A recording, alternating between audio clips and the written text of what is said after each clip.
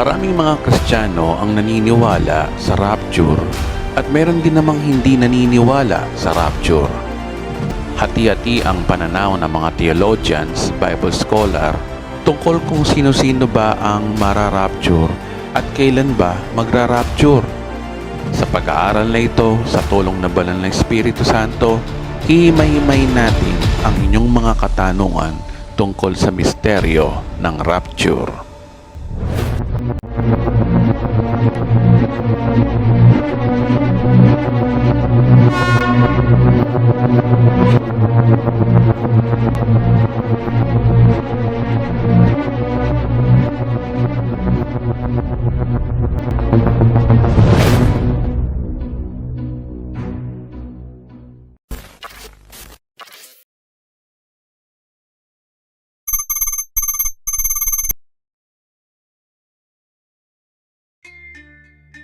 Ang salitang rapture ay hindi natin matatagpuan ng letra por letra sa Tagalog o English translation ng Biblia.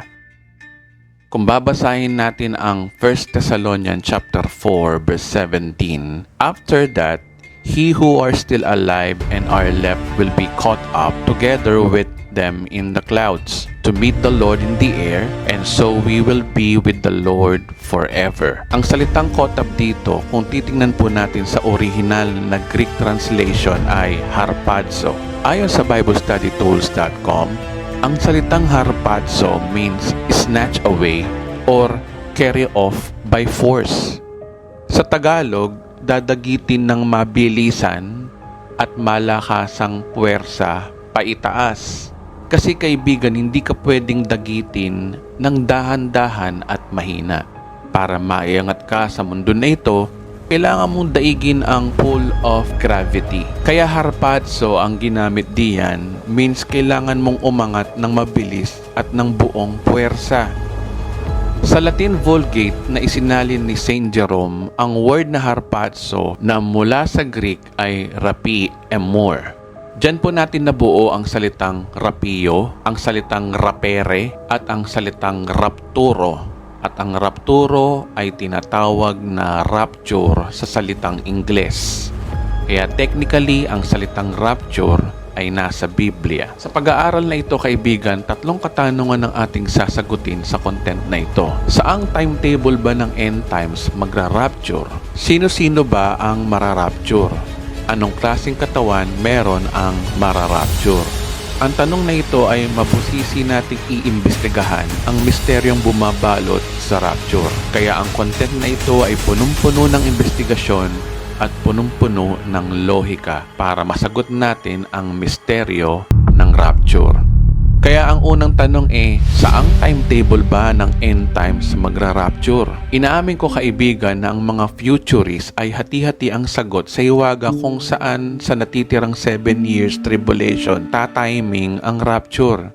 Ito ay pre-tribulation theory, mid-tribulation theory, at ang post-tribulation theory. Ang pre-tribulation theory ay naniniwala na ang rapture ay mangyayari bago pumasok ang 7 years tribulation. Ayon sa theory na ito, na walang dahilan ang Diyos na ang kanyang iglesia na suungin ang 7 years na kapighatiang daranasin ng buong mundo. Majority ng futurists ay naniniwala dito. Pangalawa dito ang mid-tribulation theory. Ay naniniwala na ang rapture ay mangyayari sa kalagitnaan mismo ng tribulation.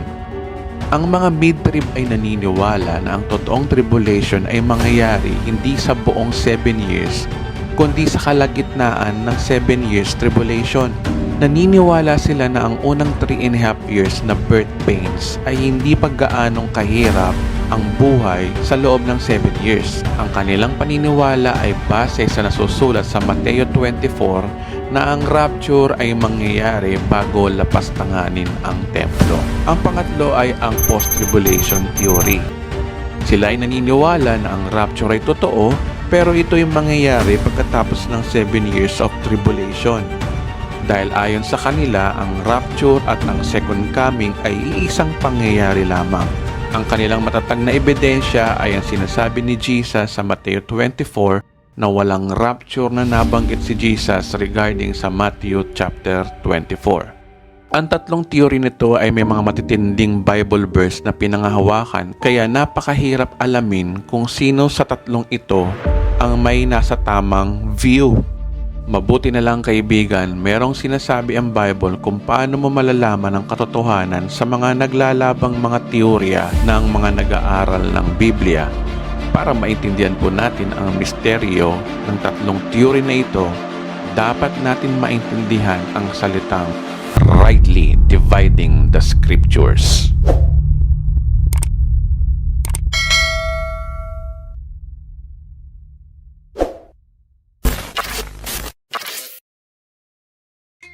Ano ba ang ibig sabihin ng rightly dividing the scriptures? Ayon sa Timothy chapter 2 verse 15, study to shew thyself approved unto God, being rightly dividing the word of truth. Ang rightly dividing the scriptures ay inaalam mo muna ang isang talata sa Biblia kung sino ba ang sumulat o sino ang nagsasalita. Para kanino ba sinulat o sino ang kausap? Ito ba ay para sa mga Hudyo o para sa mga Hentil? Yan po ang basic practices kung magbabasa po tayo ng Biblia. Lalo na kung ang issue na binabasa natin sa Biblia ay tungkol sa ating kaligtasan. Kapag salvation ang issue, dapat nating gamitan ng rightly dividing the scriptures. Dahil ang issue ng rapture ay tungkol sa ating kaligtasan. Kapag po kasi hindi natin inaalam kung ano ang doktrina ng kaligtasan na exclusive lang para sa ating mga Hentil, marami tayong maliligaw na tao sa maling kaligtasan. Akala natin ito ay para sa mga Kristiyano, yun pala ay para sa mga Hudyo. Kaya ang rightly dividing the scriptures ay biblical at isang matalinong pag-aaral ng salita ng Diyos. Kaya lumalabas niyan na dalawang grupo ng tao ang nais ng Diyos maligtas. Ito ang mga Hudyo at ang kanyang iglesia. Kaya dapat natin maintindihan kapatid na iba ang plano ng Diyos sa Israel, iba ang plano ng Diyos sa ating mga Hentil. Iba ang orasan para sa mga Hudyo, iba ang orasan para sa ating mga Hentil. Ang tawag po dito ay dispensational theory. Kung i-google mo ang salitang dispensation, ang meaning nito ay exemption from a rule or a system of order. Kaya i-divide natin kung ano ba ang rules para sa kaligtasan ng mga Hudyo sa mga huling araw at rules para naman sa kaligtasan para sa ating mga Hentil sa mga huling araw. Dahil iba ang rules para maligtas ang mga Hudyo at iba ang rules ng kaligtasan para sa ating mga Hentil. Ang tanong, gaano ba kabiblikal na iba ang plano ng Diyos sa mga Hudyo at iba ang plano ng Diyos sa kanyang iglesia? Well, para makonvince kita kaibigan na biblikal ito ay makikita po natin sa Roma chapter 11 verse 25. Ang sabi po dyan, mga kapatid, isang hiwaga ang nais kong maalaman ninyo. So nabanggit dito ang salitang hiwaga o misteryo. So ano daw ang misteryo? Ang pagmamatigas ng Israel ay pansamantala. So inaamin ng Biblia na talagang nagmamatigas ang bansang Israel, pero ito daw ay pansamantala lamang. So gaano ba katagal ang pansamantala na yan? Tatagal lamang iyon hanggang sa mabuo na ang takdang bilang ng lahat ng mga Hentil na lalapit sa Diyos. So ayan kaibigan, sobrang biblical pala ng idea natin na ang pagmamatigas daw ng Israel ay pansamantala lamang. Maaring niloob ng Diyos na magmatigas sila para mabuo daw ang bilang ng mga Hentil na kagaya natin na maligtas. Sa verse na yan na may tamang bilang pala ng mga Hentil na maliligtas bago pumasok ang natitirang oras para sa Israel na 7 years.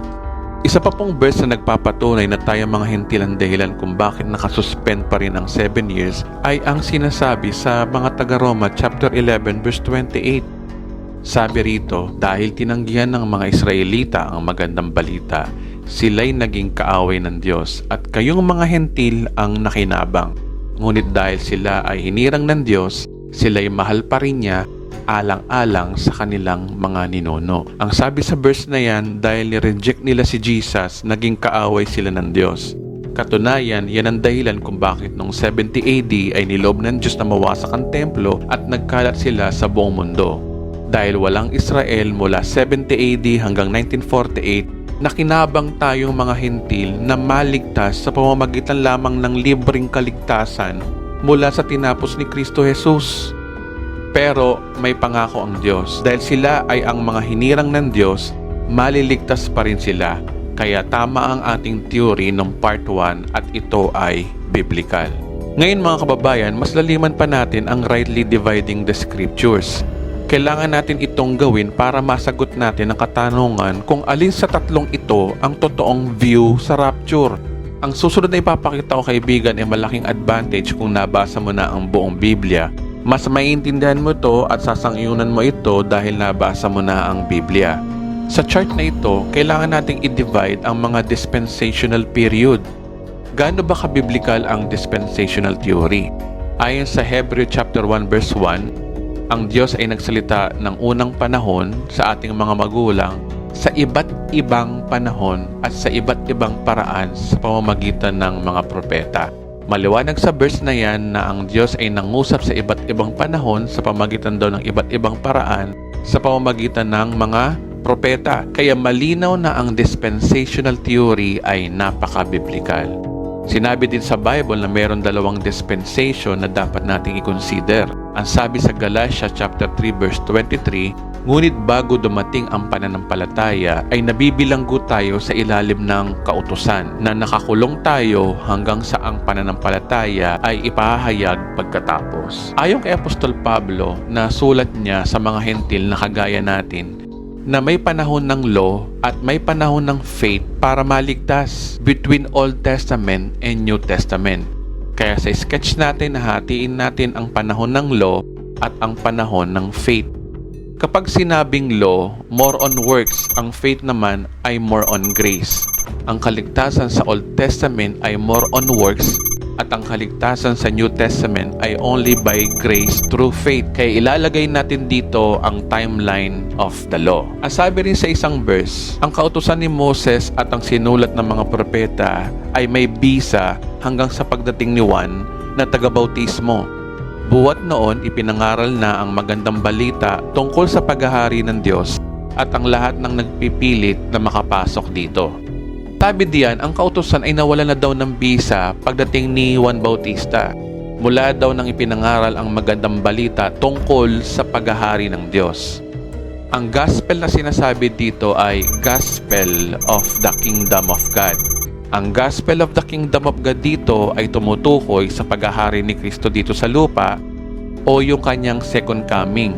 Itong gospel na to ay exclusive lang na pinapangaral sa mga Hudyo.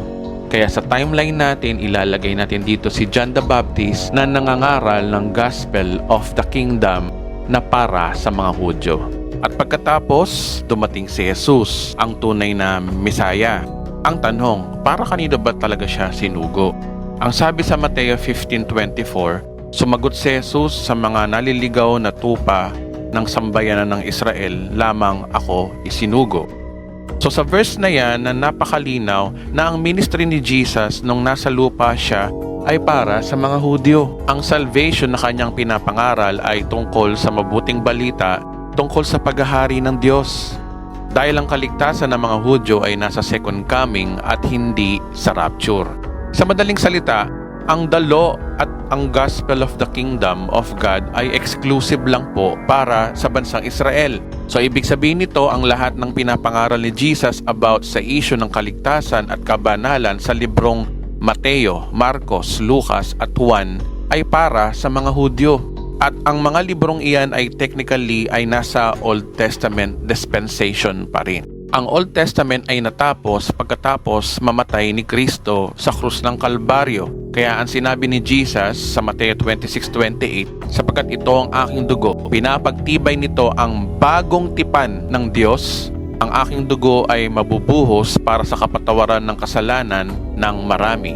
Kaya ang bagong tipan ay nagsimula pagkatapos magbubo ng dugo si Kristo sa krus para sa kapatawaran ng kasalanan ng sangkatauhan. Dito papasok ang church age, panahon ng kaligtasan para sa mga kagaya nating hentil. Ito ang panahon para sa ating mga hentil, panahon ng pananampalataya, panahon ng biyaya o grace period. Maaring nasulat ang buhay ni Kristo sa New Testament books para basahin natin at unawain nating mga hentil, pero pagdating sa pag-a-apply ng kaligtasan, kapatawaran at kabanalan, hindi po para sa atin yung mga sinasabi ni Jesus sa Mateo, Marcos, Lucas at Juan. Ayon sa libro ng mga gawa, pag-akyat ni Jesus sa langit, isinugo niya ang kanyang 12 alagad para ipagpatuloy ang nasimulan ni Kristo.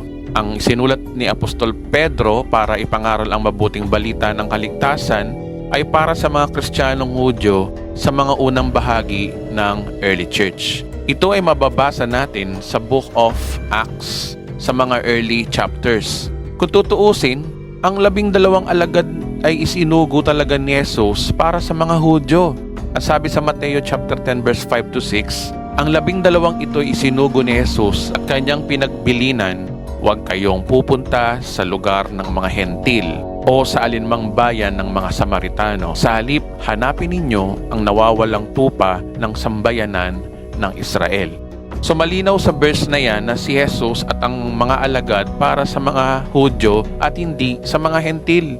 Si Apostol Pedro ang pangunahing na mangangaral sa mga Hudyo kapalit ni Jesus. Kaya sinabi ni Pablo, sa halip kinikilala nilang ako'y pinili ng Diyos upang mangaral ng magandang balita sa mga hentil, tulad ni Pedro na pinili naman upang mangaral ng magandang balita sa mga Hudyo. Sa unang bahagi ng Kristyanismo, ang Ebanghelyo ay ipinangaral muna sa mga Hudyo. Ngunit nakakalungkot dito, pareho din ni Jesus, si Apostol Pedro, Santiago at Juan ay nireject din ng mga Hudyo.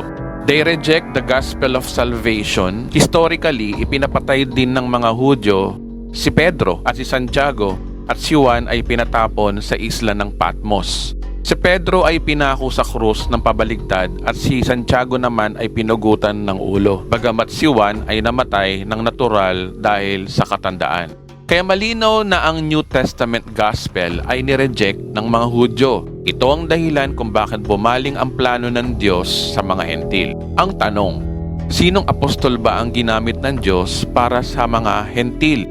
Kasi si Jesus nasa langit na So syempre gagamit din siya ng tao. Well, kagaya ng binasa natin kanina, ito ay si Apostol Pablo. Kaya dito nagsimulang tinawag ng Diyos si Apostol Pablo para sa ating mga hentil. Dito nagpatuloy ang church age para sa ating mga hentil.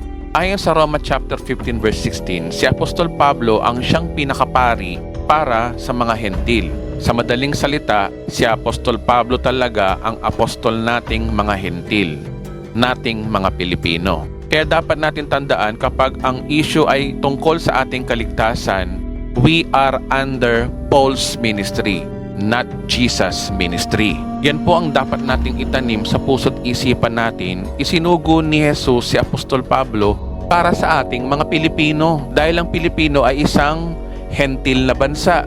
At para malaman natin ang buong detalye ng kaligtasan nating mga hentil, si Apostol Pablo dapat ang pinapakinggan natin. Ang mga sinulat ni Apostol Pablo ay noong 50 to 58 AD. At ang librong pahayag o Apokalipsis naman ay sinulat naman noong 95 AD gaya ng napag-aralan natin sa part 1. Ito ay tumutukoy sa mangyayari sa natitirang timetable ng Diyos sa Israel na tinatawag na 7 years tribulation. Ang tanong, anong gospel ba ang pinapangaral naman ni Apostol Pablo na dapat natin tanggaping mga hentil o tayong mga Pilipino? Sabi ni Apostol Pablo, hindi ko itinuturing ang aking buhay na mahalaga sa aking sarili upang maganap ko lamang ang aking katungkulan at ministeryong tinanggap ko sa Panginoong Hesus na magpatotoo sa magandang balita ng biyaya ng Diyos. So, ang gospel na para sa ating mga Pilipino ay the gospel of God's grace. Ang gospel na ito ay iba sa gospel na pinapangaral ni Kristo at ang 12 alagad na the gospel of Kingdom of God. Tingnan nyo itong chart na ito. Magkaiba ang the gospel of the Kingdom of God sa the gospel of God's grace. Sa the gospel of the Kingdom of God ay ang mga sinabi ni Jesus sa Mateo, Marcos, Lucas at Juan.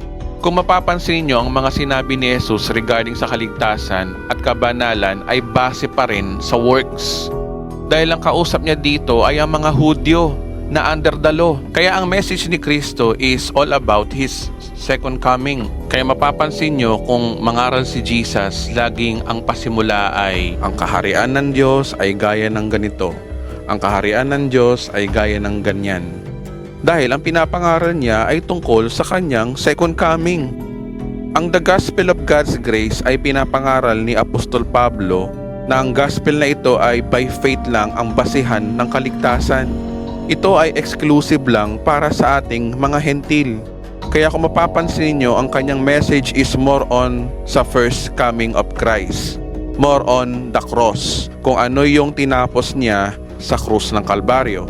Kaya tayo mga hentil ay mapalad dahil ang kaligtasan natin ay base na lang sa gawa ni Kristo sa krus, hindi sa mga gawa natin. Kaya ang lahat po ng kulay yellow ay timetable ng Diyos sa kanyang iglesia. Kaya mapapansin ninyo, ang rapture ay ni-reveal lang kay Apostol Pablo dahil ang rapture ay para lang sa mga hentil. Wala kayong maririnig kay Jesus at sa mga sinulat ng kanyang mga disipulo na si Pedro, Juan, Judas at Santiago tungkol sa rapture dahil sila ay tinawag sa mga Hudyo. Kaya walang rapture para sa mga Hudyo dahil ang rapture ay exclusive lang sa ating mga hentil. Kaya kung mababasa natin ang Mateo 24 at 25, yung end times prophecy ni Christ doon ay exclusive plan and instruction lang para sa mga Hudyo at hindi para sa ating mga Kristiyanong hentil. Tingnan niyo po ang illustration na ito. Para mas malinaw, narito yung listahan ng mga books sa Bible. Yung may highlighted na dark green ay mga libro na tumutukoy sa Law of Moses. Lahat ng sinabi ni Jesus tungkol kung paano maligtas, maging banal at ang gagawin sa end times ay exclusive lang po para sa mga Hudyo as we divide the scriptures. Again, lahat ng sinasabi ni Jesus tungkol paano maligtas, maging banal, at ang mga gagawin sa end times ay exclusive lang po para sa mga Hudyo as we divide the scriptures. Yung mga highlighted na yellow na yan po ang mga books na sinulat ni Apostol Pablo exclusively para sa mga hentil. Kaya mula Roma hanggang Philemon ay para sa mga Kristiyanong Pilipino o hentil. Ang Book of Hebrew ay isinulat ni Apostol Pablo pero ito ay naka-address sa mga Hudyo. Kaya yung mga light green, although yan po ay sa mga Christians, ingat tayo dyan kasi may mga content dyan na binabanggit ang law. Dahil yan po ay isinulat para sa mga Jewish Christian. Hindi ko po sinasabi na hindi na natin basahin ang buong Bible. Don't get me wrong. Pwede silang basahin as your knowledge and inspiration. Pero kung ang application ng kaligtasan, kabanalan, kapatawaran ng ating kasalanan at tungkol sa end times, yung sinulat ni Apostol Pablo ang dapat nating i-apply. Kaya marami po nagtuturo na nagkakamali ng turo dahil hindi nila dinidivide ang scriptures. Hindi nila alam na ang ina-apply nila ay sa Hudyo na pala. Kaya sabi ni Apostol Pablo kay Timoteo, study and rightly dividing the word of truth.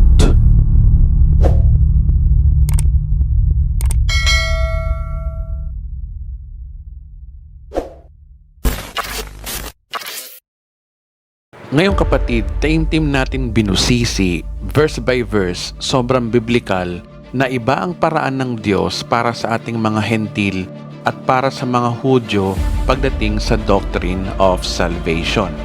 Kaya magkaiba rin syempre ang mangyayari sa atin sa end times. Iba ang mangyayari sa mga Hudyo, iba ang mangyayari sa ating mga hentil. Ngayon, i-fact check muna natin ang Mateo 24 dahil dito ang instructions o rules ng Diyos sa mga Hudyo during end times. Kung babasahin natin ang Mateo chapter 24 at 25, ang kausap ni Jesus doon ay ang kanyang mga alagad at ibang mga mamamayan ng Hudyo. Sa Mateo 24 at 25, sinaysay ni Jesus kung ano ang mangyayari sa kanila during tribulation period. At napag-aralan natin sa part 1 na ang Mateo 24 ay tumatalakay sa 7 years period na sinasabi ni Daniel. Sa verse 3, tinanong ng mga alagad si Kristo kung kailan magaganap ang katapusan ng mundo. Mula naman verse 4 hanggang verse 8, binanggit ni Jesus na ang unang bahagi bago lapastanganin ang templo ay magkakaroon ng peking Kristo, magkakaroon ng world war, magkakaroon ng matinding tagutom, at matitinding lindol. Sa verse 9 hanggang verse 12, ito yung persecution ng mga Hudyo na mangyayari sa kalagitnaan ng 7 years tribulation. Pagdating naman ng verse 13, ito yung verse na popular na ginagamit ng mga ibang Christian teacher na nagtuturo din ng end times na ang manatiling tapat hanggang wakas ay siyang maliligtas. Ina-assume nila na sa mga Christian ang verse na ito. But if you rightly divide the scriptures, ito ay persecution sa mga Hudyo. Sinasabihan sila ng ating Panginoon na ang manatiling tapat hanggang wakas ay siyang maliligtas dahil by works ang salvation during tribulation. Kaya para sa mga Hudyo ang verse na ito. Tapos pagdating ng verse 14, ito ang sinasabi. Ipapangaral sa buong sanlibutan ang magandang balita tungkol sa paghahari ng Diyos upang ang lahat ng bansa ay makarinig nito, at kung maganap na ito, darating na ang katapusan. Marami rin nagtuturo ng end times na ang verse daw na ito ay para sa evangelism ng Christianity sa buong daigdig, tsaka daw magra-rapture o magse-second coming. Ang mga nagtuturo ng ganitong interpretasyon ay halatang hindi nila dinidivide ang scriptures. Ina-apply nila ito sa panahon ng church age. Hindi nila inalam kung kailan ba ito, hindi nila binasa mabuti kung ano bang gospel ang binabanggit dito. Kung babasahin ninyong maigi, ipapangaral sa buong sanlibutan ang magandang balita tungkol sa paghahari ng Diyos. Ang gospel na binabanggit dito ay hindi yung gospel of grace sa mga Christians, hindi tungkol sa message of the cross, kundi ang gospel na sinasabi ng ating Panginoong Hesus dito ay yung gospel about kingdom of millennium, yung paghahari niya. Gaya na pag-usapan natin kanina, iba ang gospel para sa mga hentil, iba yung gospel para sa mga Hudyo. Ang gospel na binabanggit dyan ay the gospel of God's kingdom na pinapangaral ng mga Hudyo, hindi ng mga Kristiyano. Kaya during 7 years tribulation, ang gospel of God's kingdom na pinapangaral ni Jesus at ang kanyang mga disipulo ay may mga ngaral ito sa panahon na ito. Bumalik uli ang pangangaral ng gospel of God's kingdom sa panahon ng 7 years tribulation. Kaya nga sabi sa talata, at kung maganap na ito, darating na ang katapusan. So ano yung katapusan? Yung katapusan ng paghahari ng tao sa buong mundo. Yan po yung accurate context ng passage na yan. Pagdating ng verse 15 hanggang 28, dito na yung instruction ni Christ na kapag nilapastangan na ang templo, tumakbo na sila sa ilang, sa disyerto. Dahil dito na yung natitirang 3.5 years, ibubuhos na ng Diyos ang kanyang galit sa buong mundo. Kailangan nilang pumunta sa disyerto na malapit sa bansang Israel dahil ang Diyos ay may nilaan ng lugar para sa kanila. Pagdating ng verse 29, pagkatapos daw ng 7 years tribulation, bababa na raw ang anak ng tao at ito yung walang iba kundi yung kanyang second coming. Kaya malinaw na ang kaligtasang binabanggit sa Mateo 24 ay hindi para sa mga Kristiyano, kundi ito ay instruction para sa mga Hudyo na nabubuhay during 7 years of tribulation. Ngayon, dadako naman tayo sa mga hentil during end times. Kailan ba talaga magra-rapture? Sa tingin ko, kaibigan, kaya na nating sagutin ang tanong na yan that we already divide the scriptures. Kaya ngayon, iisa-isahin natin. Una, ang post-tribulation theory. Ang post-tribulation theory ay naniniwala na ang rapture at second coming ay pareho. Walang binanggit na rapture muna bago mag-second coming sa Mateo 24. Ang manatiling tapat hanggang wakas ay siyang maliligtas. Fact check natin to, no? Una, ang rapture at second coming ay pareho. Ang post-trib ay naniniwala na ang rapture ay biblical, pero ito daw ay mangyayari mismo sa second coming of Christ. Dahil yung senaryo ng pagtunog ng trompeta, pagdagit ng iglesia at pagkabuhay na muli ng mga patay ay parehong pareho. Fact check natin, magkaiba ba talaga ang rapture sa second coming? Sa chart na ito, ang mga comparison na may supporting verse na nagpapatunay na magkaiba ang rapture sa second coming. Sa rapture, si Kristo hindi bababa mula sa langit. He only suspend in the air. Pero sa second coming, bababa siya mula sa langit hanggang sa tuktok ng bundok ng Olibo, kung saan ito rin yung place nung siya ay umakyat sa langit noong 33 AD. Sa rapture naman, si Kristo ay bababa para kunin ang kanyang iglesia. At sa second coming naman, si Kristo ay bababa kasama na ang kanyang iglesia.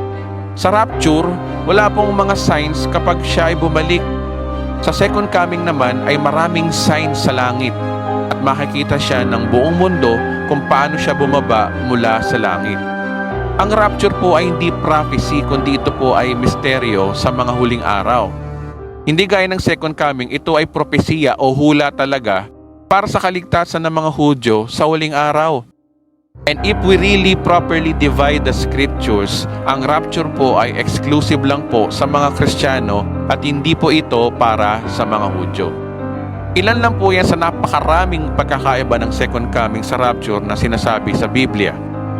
Pangalawa, walang binanggit na rapture muna bago mag-second coming sa Mateo 24. At isa pa sa matibay na ebidensya ng post-trib nang binanggit ng Panginoong Hesus tungkol sa kanyang ikalawang pagbabalik na nakasulat sa Mateo 24, hindi nabanggit doon ang rapture. Yung sinasabi sa Mateo 24 na sa panahong iyon may dalawang lalaki magtatrabaho sa bukid, kukunin ng isa at iiwan ng ikalawa. Kaya hindi raw rapture ang binabanggit doon dahil ang salitang ginamit dito ay hindi harpazo, to caught up by force, kundi paralambano, means no longer companion. Kaya walang binanggit si Jesus na may magaganap na rapture bago ang kanyang ikalawang pagdating. Ngayon, i-fact check natin. Sa tingin ko kaibigan, tama ang theory ng post-trib na walang rapture na binabanggit sa Mateo 24. Dahil ang Mateo 24 ay para sa mga Hudyo.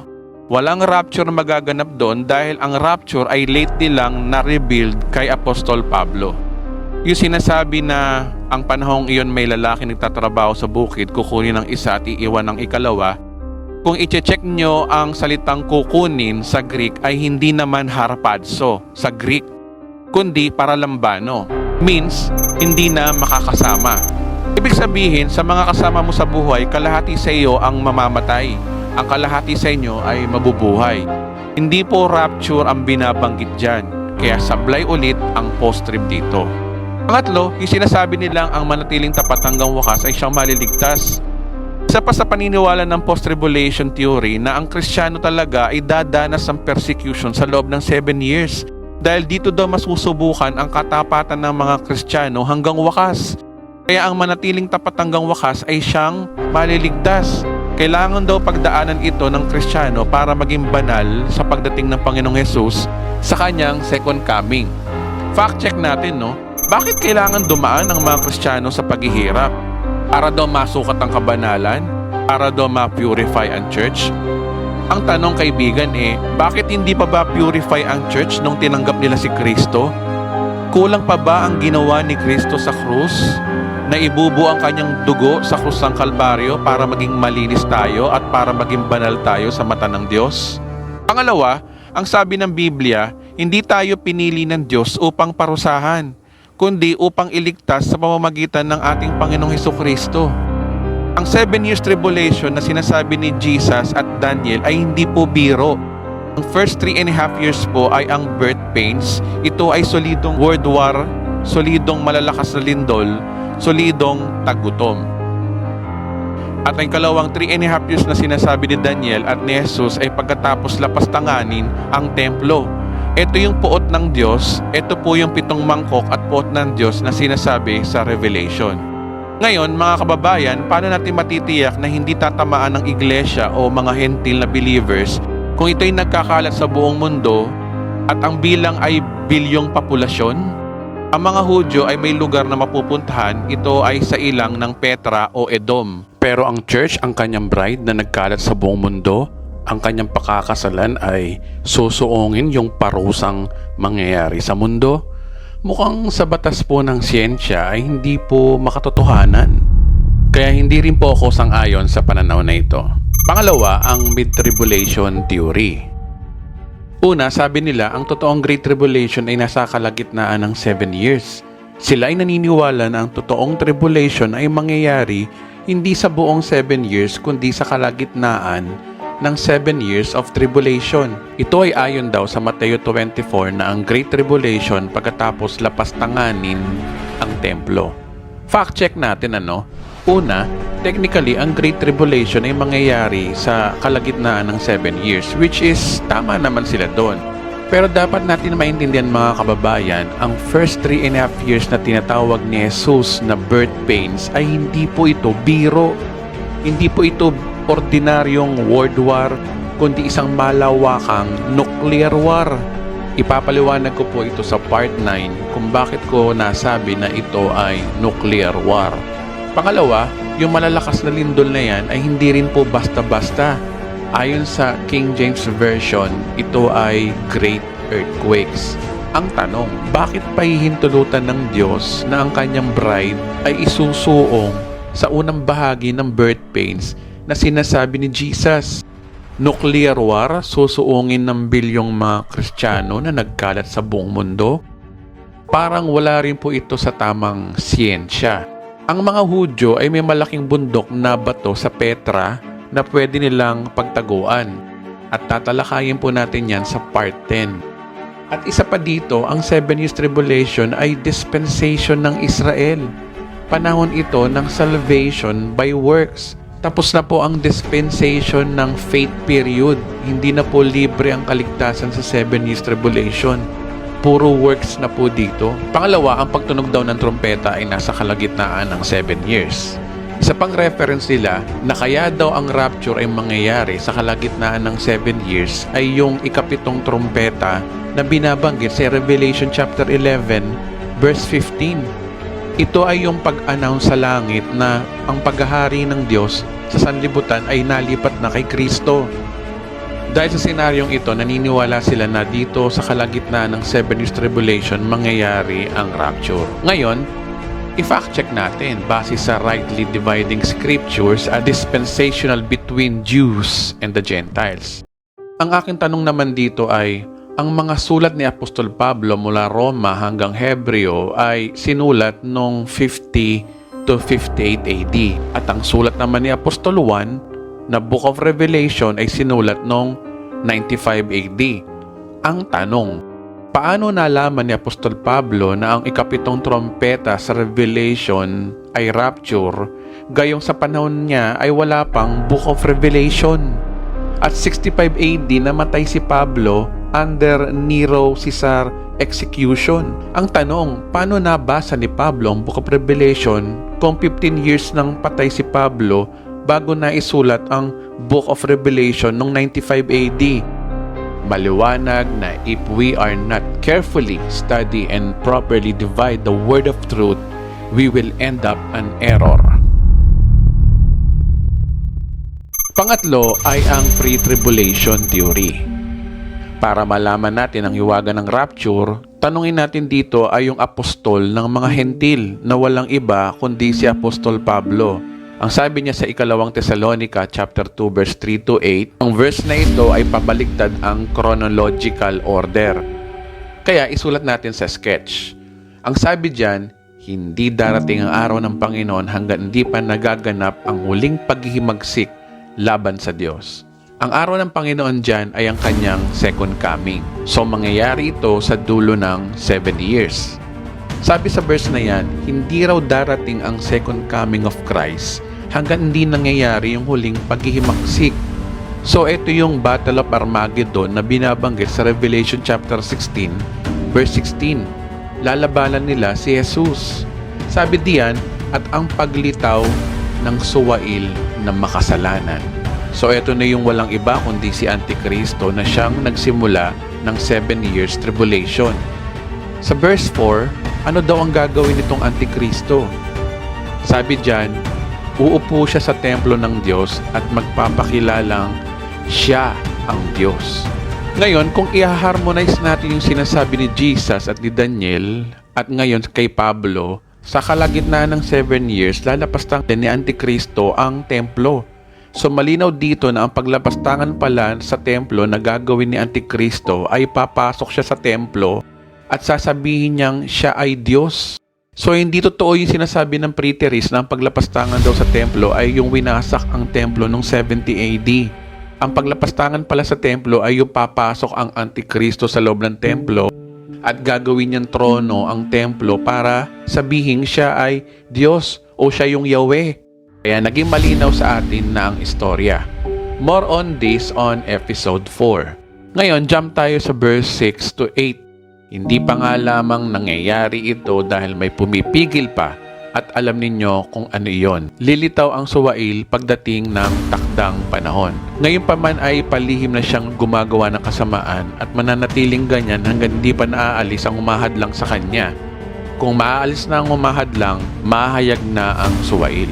Ngunit pagdating ng Panginoong Hesus, papatayin niya ang suwail sa pamamagitan lamang ng pag-ihip at pupuksain niya ito sa pamamagitan ng kanyang nakakasilaw na liwanag. Malinaw na malinaw sa verse na ito na hindi lalantad ang Antikristo hanggat may pumipigil pa. At kung maalis na ang umahadlang o yung pumipigil, lalantad na si Antikristo. Kung titingnan nyo ang sketch na ito, ayon sa napag-aralan natin sa part 1, ang Antikristo ang nagpasimula ng 7 years of tribulation. So ibig sabihin, hindi mangyayari ang 7 years of tribulation hanggang hindi naaalis yung humahadlang o yung pumipigil. Ngayon ang tanong, sino yung binabanggit dito na pumipigil? Para matuloy na yung 7 years of tribulation.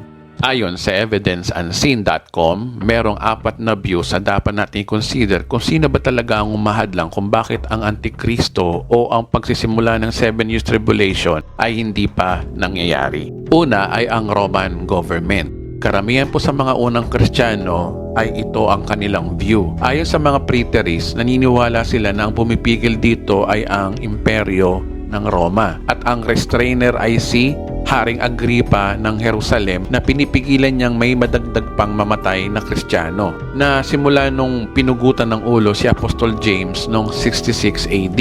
Hindi po ako kumbinsido sa view na ito. Alam niyo naman ang mga preterists na nabanggit ko sa part 2, hindi sila naniniwala na ang Book of Revelation ay future events, kaya ito daw ay nangyari na. Nangyari na daw ito dahil ang Antikristo nila ay si Nero Caesar. Hindi pinigilan ng imperyo ng Roma ang Antikristo, which is si Emperador Nero daw yung Antikristo. Dahil kailanman hindi pinigilan ni Haring Agripa si Nero sa anumang paraan ayon sa Roman history. At saka sa panahon ngayon, almost 1,600 years ng walang Roman Empire. Bumagsak ang Roman Empire noong 476 AD. Kaya hindi po ako kumbinsido sa paliwanag ng mga preterists.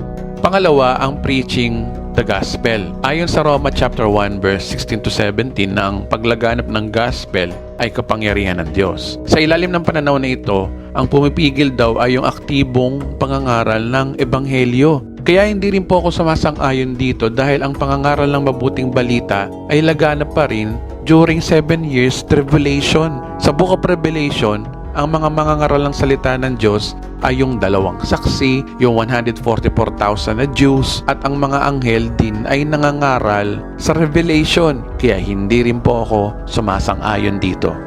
Pangatlo daw ay si Satanas. Una pa lang hindi na ako sumasang-ayon dito. Dahil si Satanas ay mananatili pa pagkatapos ng 1,000 taong paghahari ni Kristo. Hindi rin niya pwedeng pigilan ng Antikristo dahil may binabanggang verse. Ang sabi sa 2 Thessalonica chapter 2 verse 9, paglitaw ng suwail, taglay niya ang kapangyarihan ni Satanas. Gagawa siya ng lahat ng uri ng mapaninlang na mga himala at kababalaghan. Si Satanas ay partner ni Antikristo during 7 years tribulation. Kung si Satanas ay mawawalan ng partner si Antikristo during 7 years tribulation. Kaya hindi rin po ako sumasang-ayon dito. Pangatlo ay ang banal na spirito na nananahan sa iglesia. Ang pananaw na ito ay pinangahawakan ng majority evangelical Kristo at pwede na niyang linlangin ang sangkatauhan. Totoo nga naman na kapag ang Antikristo ay lumitaw ngayon, bilyong-bilyong mga Kristiyano sa buong mundo ay ilalantad siya. Lalo na sa panahon natin ngayon, laganap ang social media. Kaya nga naman tama ang Biblia na kung ang church ay mawawala sa mundo, maiiwan yung mga totoong walang alam sa Biblia, mga walang alam tungkol kay Kristo. At kung ang mga Kristiyano ay mawawala sa mundo, ang mga videong kagaya nitong content na to ay mabubura dito sa YouTube o sa Facebook. Ang banal na espiritu ay omnipresent, kaya active pa rin siya sa panahon ng tribulation. Ayon sa Joel chapter 2 verse 28 hanggang chapter 3 verse 1, na ang banal na espiritu ay magmi-ministry ulit sa mga Hudyo sa mga huling araw, gaya nung panahon ng Old Testament. Kaya mababago lang ang role ng banal na espiritu. Dito mangyayari, tutulungan sila ng banal na espiritu sa panahon ng 7 years tribulation. Ngayon, kung kumontra man ang mga taong pinananahan ng banal na espiritu sa 7 years tribulation, which is ito yung mga Hudyo, kayang-kaya na ng Antikristo na kontrolin ang ilang milyong Hudyo na naninirahan sa isang lugar. Ito ang bansang Israel. Kaya tama ang sinabi ni Jesus sa kanila na dadana sila ng persecution during tribulation. Kaya nga ang payo ni Jesus sa kanila, ang manatiling tapat hanggang wakas ay siyang maliligtas. Ngayon, malinaw na mga kapatid na ang tamang timing ng rapture ay mangyayari bago pumasok ang natitirang 7 years para sa Israel. Ito yung tinatawag na Jacob's Trouble. Make sense nga naman kasi ito yung panahon na rin ng Israel. Kaya ang rapture ay mangyayari muna bago pumasok ang 7 years of tribulation. Ang pangalawang misteryo naman ay sino-sino ba ang mararapture? Well, simple lang naman ang sagot kapatid. Lahat po nang tumanggap ng libreng kaligtasan kay Kristo ay maliligtas. Ayon sa mga libro mula Romans hanggang Philemon na sinulat ni Apostol Pablo ay para sa mga hentil, ang kaligtasan ay regalo. Ang sabi sa Ephesians chapter 2 verse 8 to 9, "For it is by grace you have been saved through faith, and this is not from yourselves. It is a gift of God, not by works, so that no one can boast." Ang rapture po ay hindi reward. Hindi po ito reward ng iyong mabubuting gawa o ang iyong Christian performance. Hindi ito bunga ng iyong pagiging prayerful, hindi rin ito bunga ng iyong pagpapasting, at hindi rin ito bunga ng mga spiritual activities. Ang rapture po ay regalo. Regalo sa mga taong nananampalataya sa tinapos na gawa ni Kristo sa krus. Remember, nasa panahon tayo ng church age.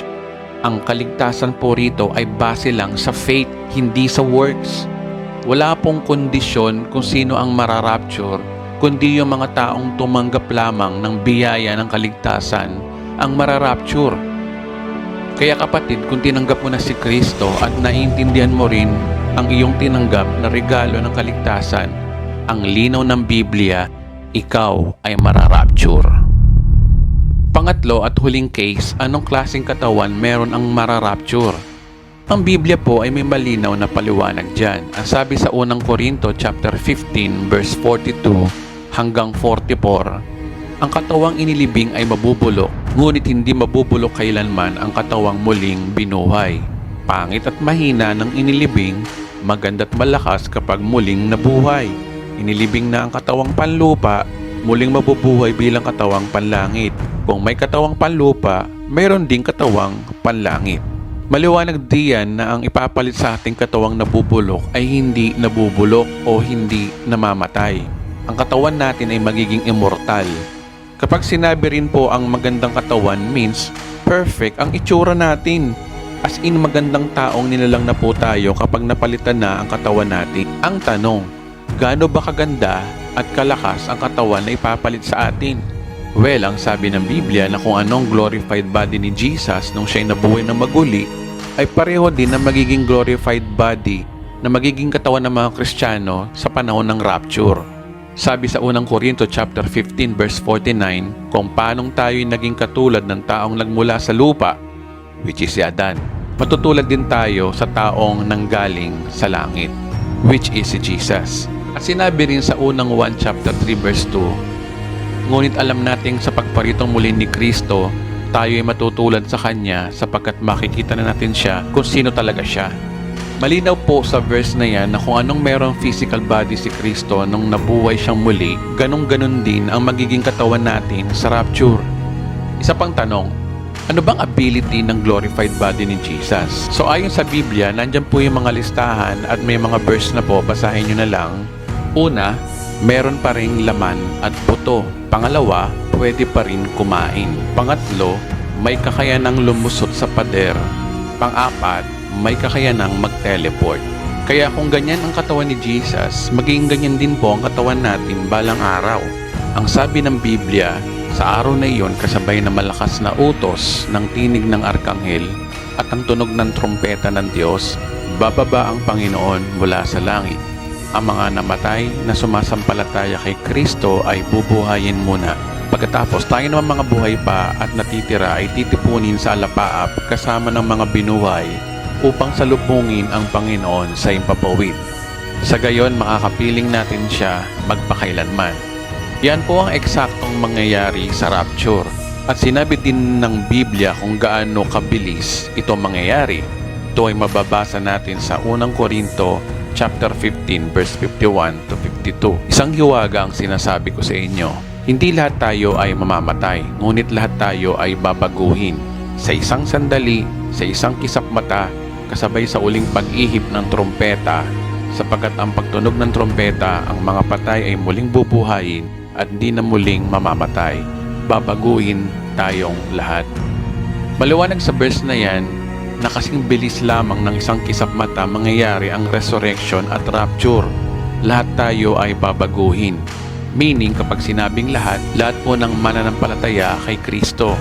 Lahat po ng tumanggap ng regalo ng kaligtasan. At kapag nangyari yan, bilyong-bilyong mga Kristiyano mula noong 33 AD hanggang sa panahon ngayon ang magsasama-sama pupuntang alapaap at dadalhin tayo ni Kristo palabas ng mundo, palabas ng solar system, palabas ng galaxy ng Milky Way, palabas ng universe at papuntang ikatlong langit para sa Bema Judgment at Marriage Supper with the Lamb. Ngayong kaibigan, malinaw na sa atin ang misteryong nababalot sa rapture. Dahil sa mabusisi nating pag-aaral, verse by verse, tinimbang natin ang lahat. We divide the scripture at nakabuo na naman tayo ng isang theory na magra-rapture muna bago mag 7 years of tribulation. Hindi lalantad ang Antikristo hanggat nandito pa tayong mga Kristiyano sa planetang ito. Milyong-milyong mga Kristiyano ang mawawala sa daigdig at mag-iiwan ito ng malaking kaguluhan sa lahat ng bansa dahil sa phenomenon na ito. Dahil ang malaking katanungan sa kanila, anong nangyari sa milyong-milyong tao ang nawawala? Malamang kaibigan, marami magbabangga ang sasakyan, maglalaglag ang eroplano, at marami pang vehicle accident ang mangyayari sa buong mundo. Hanggang sa dumating ang taong magiging bayani ng isang katauhan sa panahon na ito. Ang tanong, sino ang taong ito?